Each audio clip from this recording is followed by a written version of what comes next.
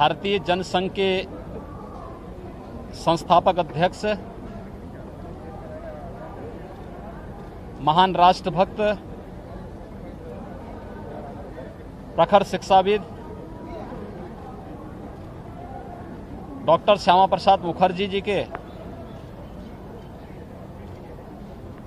68वें बलिदान दिवस के अवसर पर हम प्रदेशवासियों की ओर से उनकी स्मृतियों को नमन करते हुए उन्हें विनम्र श्रद्धांजलि अर्पित करते हैं। हम सब जानते हैं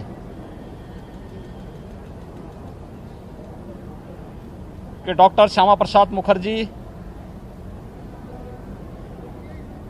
देश के एक महान देशभक्त थे, स्वतंत्रता संग्राम सेनानी थे,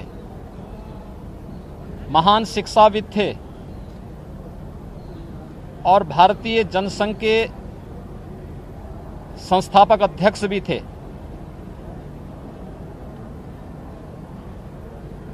देश के अंदर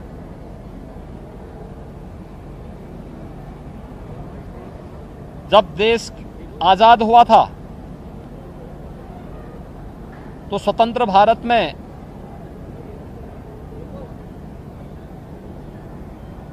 देश के अंदर उद्योग मंत्री के रूप में अपनी उल्लेखनीय सेवाओं को देते हुए उन्होंने देश को एक विजन दिया था। लेकिन जब कांग्रेस पार्टी की सरकार की कथित तुष्टीकरण की नीतियों के कारण उन्होंने सरकार से अलग हट करके भारत माता की सेवा के लिए अपने आप को समर्पित किया। भारतीय जनसंघ के संस्थापक अध्यक्ष बने और जब कांग्रेस नेतृत्व की सरकार ने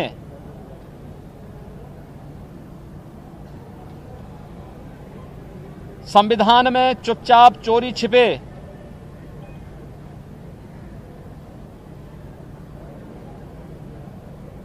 धारा 370 को जोड़ने का कुत्सित कार्य किया था तो उसका प्रखर विरोध स्वतंत्र भारत में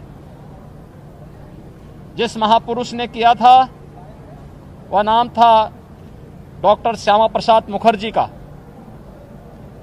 उन्होंने उस समय एक नारा दिया था,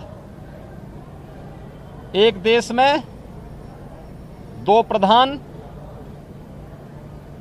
दो विधान और दो निशान नहीं चलेंगे।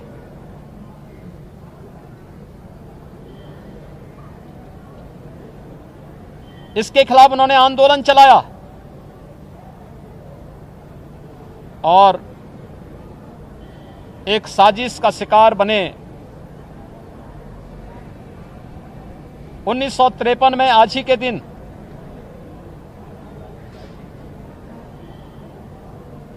उनका महान बलिदान भारत की एकता का आधार बना। डॉक्टर श्यामा प्रसाद मुखर्जी ने जो सपना देखा था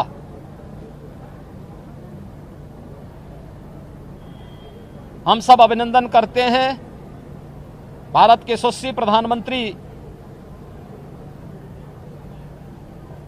श्री नरेंद्र मोदी जी का, गृह मंत्री माननीय श्री अमित शाह जी का, जिन्होंने डॉक्टर श्यामा प्रसाद मुखर्जी के सपने को साकार करते हुए 5 अगस्त 2019 को कश्मीर में धारा 370 को पूरी तरह समाप्त करते हुए वहां के विकास की एक नई रूपरेखा तैयार करते हुए जम्मू कश्मीर को ही विकास की मुख्य धारा से जोड़ने और भारत देश से आतंकवाद के समूल नाश करने के संकल्प को आगे बढ़ाया। आज जम्मू कश्मीर एक नए ओज और तेज के साथ विकास की मुख्य धारा से जुड़ करके